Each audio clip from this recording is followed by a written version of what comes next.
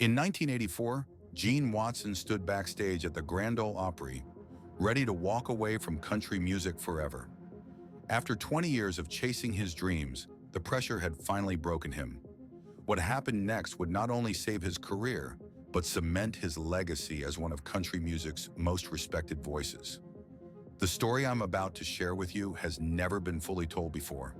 After months of research and rare interviews, I've uncovered the truth about the moment that almost ended Gene Watson's career, and the incredible twist of fate that changed everything. For those who might not know, Gene Watson isn't just another country singer. He's the man behind classics like Farewell Party and Love in the Hot Afternoon. His perfect pitch and authentic country sound have earned him the title of the singer's singer among his peers. But on that cold December night in 1984, none of that seemed to matter anymore. Before we dive into the night that almost ended it all, we need to understand how Gene Watson got there in the first place. Born in Palestine, Texas, in 1943, Gene wasn't born into the music industry.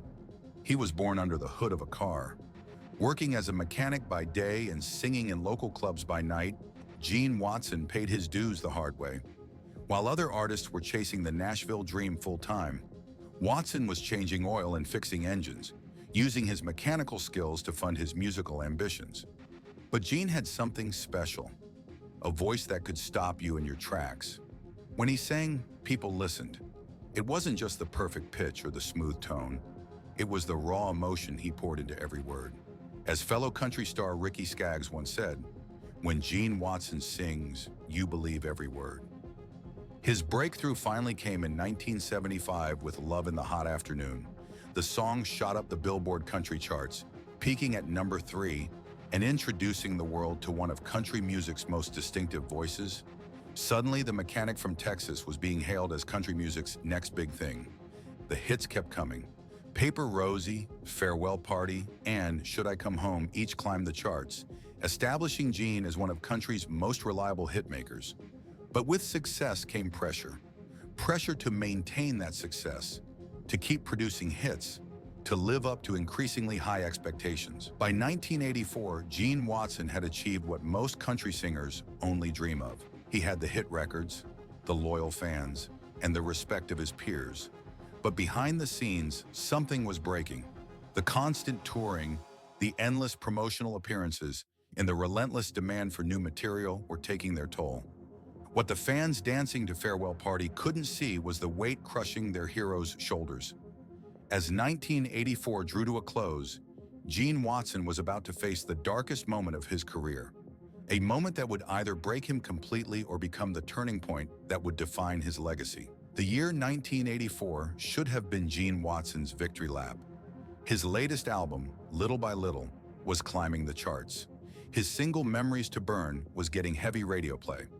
From the outside, Gene Watson was living the country music dream. But sometimes success can be the heaviest burden of all. The music industry of the 1980s was changing rapidly. The smooth, traditional country sound that Gene Watson had mastered was being challenged by the emerging urban cowboy movement. Artists were being pushed to adapt their sound, to become more commercial, more pop-oriented. For a traditionalist like Gene, this created an impossible choice: change who he was or risk becoming irrelevant. The schedule was brutal. One night he'd be performing in Texas, the next in Tennessee, then back to California. Between shows, there were radio interviews, television appearances, and endless meetings with record executives. The same voice that had lifted him from obscurity was now being stretched to its limits. But it wasn't just the physical toll. The pressure to deliver hit after hit was becoming unbearable. Every song choice felt like a gamble with his career. Every performance had to be perfect. For a perfectionist like Gene, who was known for his precise pitch and flawless delivery, the fear of failing was constant. His longtime band members noticed the change. The easy smile that had once greeted them before shows was replaced by a distant stare. The joy of performing, the very thing that had driven him since his early days in Texas clubs, was fading. Something had to give. The breaking point came during a particularly grueling stretch of shows in late 1984. Gene had been fighting a severe cold, but the shows couldn't stop. Every night he pushed his voice to its limits, knowing he wasn't delivering the performance his fans deserved. The perfectionist in him couldn't bear the thought of giving anything less than his best. Adding to the pressure was the constant comparison to his peers. While other artists were embracing the new sound of country music, Gene remained steadfast in his traditional style. Record executives were pushing for changes, suggesting he needed to modernize his approach. But for Gene, compromising his artistic integrity felt like betraying everything he'd worked for. The toll wasn't just professional, it was personal. His family life was suffering. The endless road trips meant missing important moments at home. The stress was affecting his health, his sleep, his peace of mind. The man who had once found such joy in making music was now drowning in the business of it. As Gene stepped off stage at the Grand Ole Opry that December night, something inside him finally snapped. What happened in the next few hours would not only determine his future, but would become one of country music's most closely guarded secrets. Until now. December the 7th, 1984. The Grand Ole Opry's backstage area was buzzing with its usual Friday night energy, but Gene Watson barely noticed. He had just finished performing Farewell Party, the song that had become his signature hit. The irony wasn't lost on him. That night, it felt less like a song and more like a prophecy. His throat was raw from weeks of pushing through shows with a worsening cold. But it wasn't just physical exhaustion weighing on him. The latest meeting with his record label earlier that day had been the final straw. They wanted him to record an album of pop country crossover songs, complete with synthesizers and drum machines. Everything Gene Watson wasn't. Sitting alone in his dressing room, Gene stared at his reflection in the mirror. The lines on his face told the story of 20 years on the road. 2 decades of late-night drives, smoky bars, and endless radio tours. He'd given everything to country music, and now it felt like country music was asking him to give up his identity too. His manager, Irv Woolsey, knew something was wrong the moment he walked into the dressing room. Gene sat there, still in his performance clothes, holding his phone in trembling hands. The look in his eyes was something Irv had never seen before. Not in all their years working together. "I can't do this anymore," Gene said, his voice barely above a whisper. "I'm done." These weren't the usual words of frustration that artists sometimes spoke after a tough show. This was different. The resignation in Gene's voice sent a chill through the room. He wasn't just talking about taking a break or canceling a few shows. Gene Watson, one of country music's most gifted vocalists, was ready to walk away from it all. The pressure had finally won. The constant battle between artistic integrity and commercial success had reached its breaking point. The same industry that had once celebrated his authentic country sound was now telling him it wasn't enough. For a man who had built his entire career on being true to himself and his music, this felt like an impossible situation. What happened next would have remained a secret if it wasn't for a chance conversation with a young radio DJ years later. As Gene reached for the phone to call his booking agent and cancel all future appearances, someone knocked on his dressing room door. The person standing on the other side would unknowingly change the course of country music history. The next 10 minutes would become legendary among Nashville insiders. A pivotal moment that not only saved Gene Watson's career, but reminded the entire industry why traditional country music still mattered. And it all started with 4 simple words from an unexpected visitor. The knock on the dressing room door came just as Gene was about to make the call that would end his career. Standing there in his signature rhinestone suit was George Jones, the possum himself. But it wasn't his presence that stopped Gene in his tracks. It was what he said next. "I heard you singing." Those 4 simple words hung in the air. George Jones, arguably the greatest country singer who ever lived, had been listening to Gene's performance of Farewell Party. What Gene didn't know was that Jones had also overheard his conversation with Irv through the thin walls of the Opry's backstage area. "You can't quit," Jones continued, stepping into the dressing room. "This business will break your heart, but you've got something most folks don't." Coming from a man who had faced his own battles with the industry, these words carried extra weight. Jones had earned the nickname No-Show Jones during his darkest periods, fighting his own demons while trying to maintain his career. George pulled up a chair and for the next few minutes shared his own story of nearly giving up in 1980. He had been at rock bottom, but it was the traditional country sound, the very thing Gene was being pressured to abandon, that had saved him. His hit, He Stopped Loving Her, today had proven that authentic country music could still triumph in a changing industry. The industry doesn't need another pop country singer, Jones said firmly. It needs Gene Watson. It needs that perfect pitch and that Texas twang. It needs someone who can sing Farewell Party like they're living every word. As Jones spoke, something began to shift in Gene's perspective. Here was George Jones, the voice of country music, telling him his traditional sound wasn't just valuable, it was necessary. The very thing the record label saw as a liability, Jones saw as his greatest strength. Then Jones said something that would stick with Gene for the rest of his career. Sometimes staying true to yourself is the most revolutionary thing you can do. The weight of the moment wasn't lost on either man. Both had grown up in Texas, both had fought to maintain their traditional sound in an evolving industry, and both understood the cost of staying true to their artistic vision. Jones had walked this path before, and now he was reaching back to help another artist through the same struggle. Before leaving, Jones made Gene promise two things. First, that he wouldn't make that phone call tonight, and second, that he would never compromise his sound for anyone. Those promises would become the foundation of Gene's renewed purpose in country music. That conversation with George Jones would prove to be more than just a pep talk. It was about to spark a revolution in Gene Watson's career. What happened in the following months would not only reinvigorate his passion for music, but would help preserve the sound of traditional country music for generations to come. The morning after his conversation with George Jones, Gene Watson woke up with a clarity he hadn't felt in years. Instead of calling his booking agent to cancel shows, he made a different call, one that would change the trajectory of his career. He reached out to his old friend Ray Pennington, a respected producer who understood traditional country music to its core.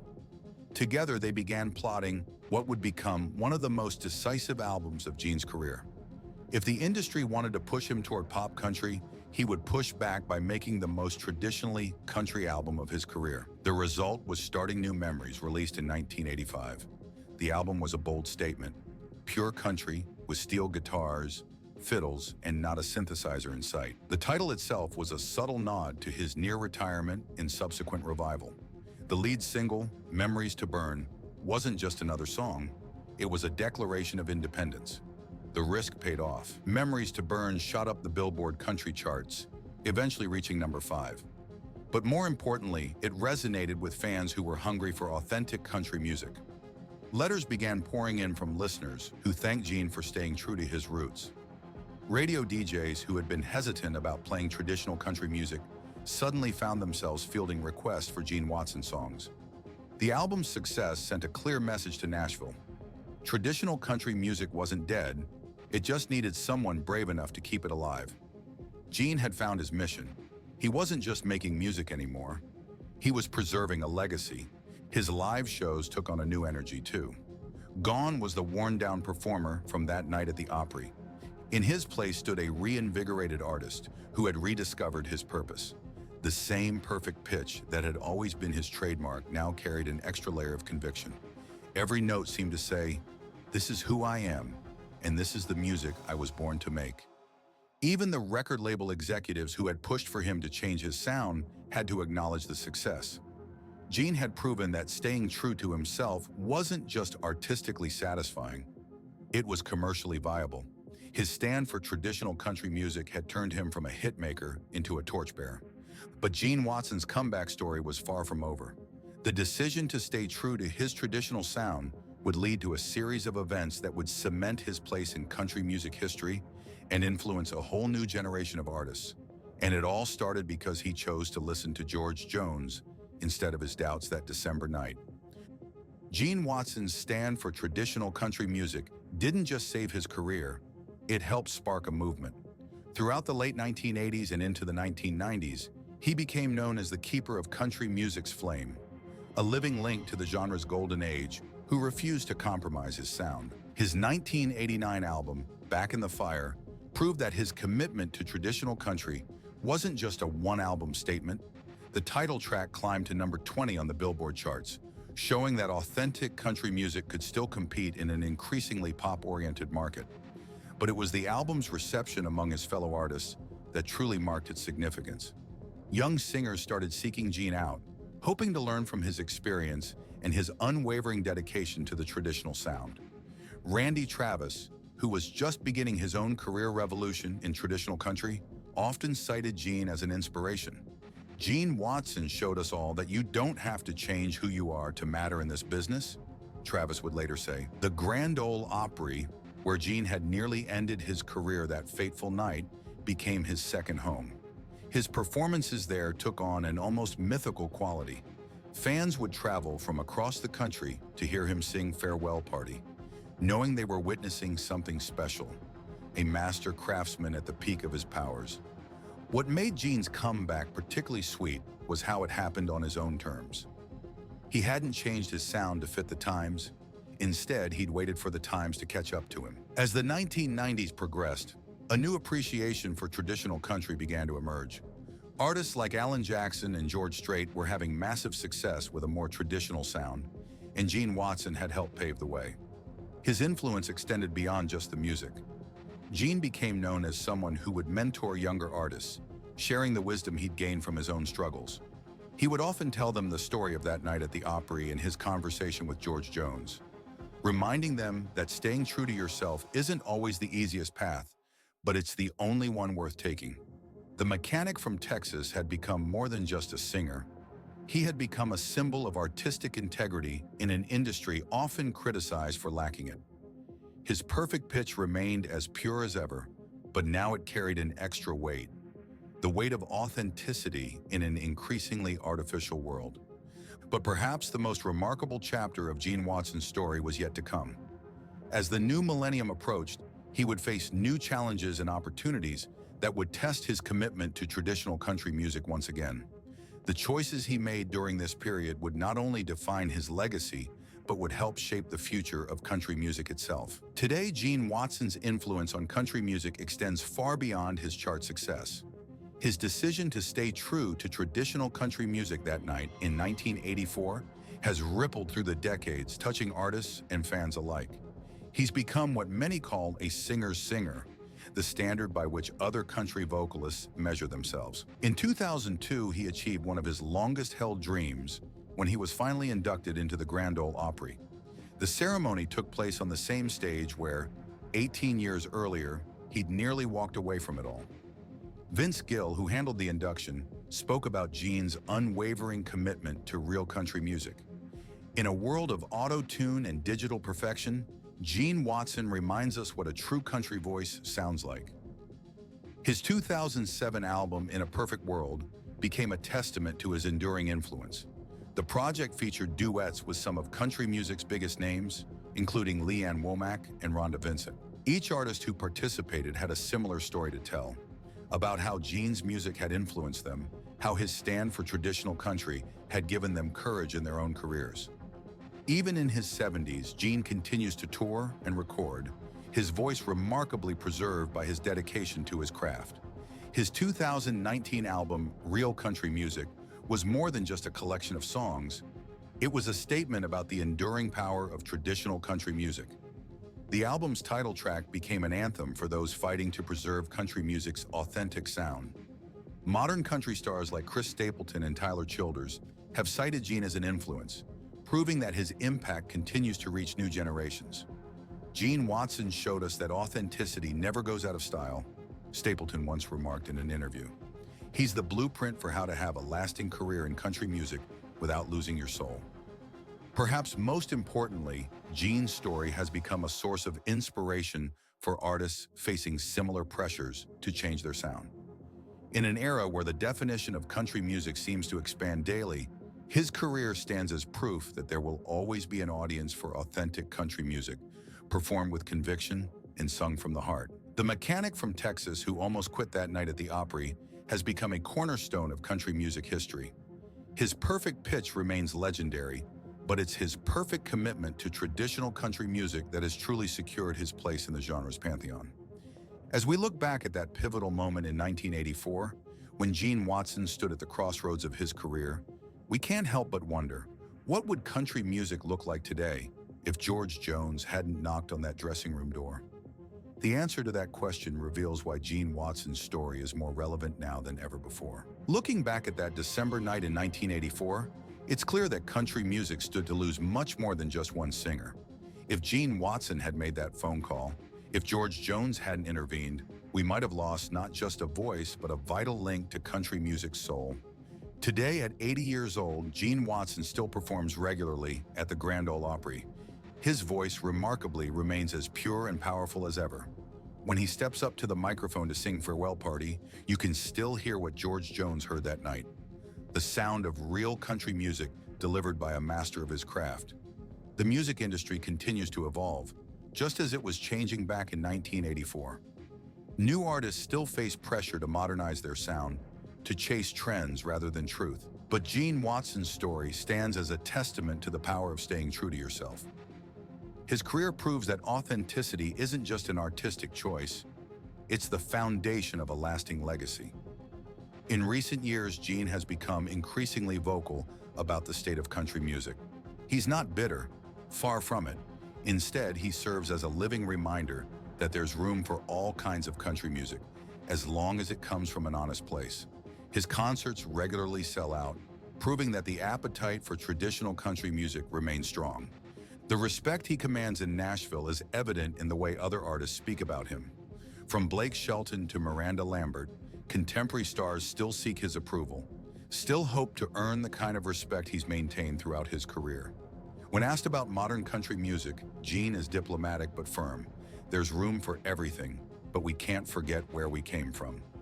His influence extends beyond just the music. The Gene Watson Country Stage at his hometown's Palestine Civic Center stands as a testament to his impact on Texas music culture. Young artists regularly perform there, hoping to follow in his footsteps, not just as singers, but as guardians of country music's traditions. Perhaps that's why his story resonates so deeply, even decades later. It's not just about music, it's about the courage to stand your ground when the easy path leads somewhere else. It's about believing in something bigger than yourself, even when the industry tells you you're wrong.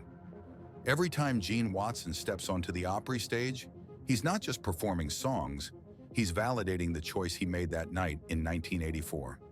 Each perfect note serves as a reminder that some things in country music should never change. As he often says now, traditional country music isn't just what I do, it's who I am. And that's the real lesson of Gene Watson's story. Sometimes the most important moments in our lives aren't the ones where we change everything, but the ones where we decide not to change at all.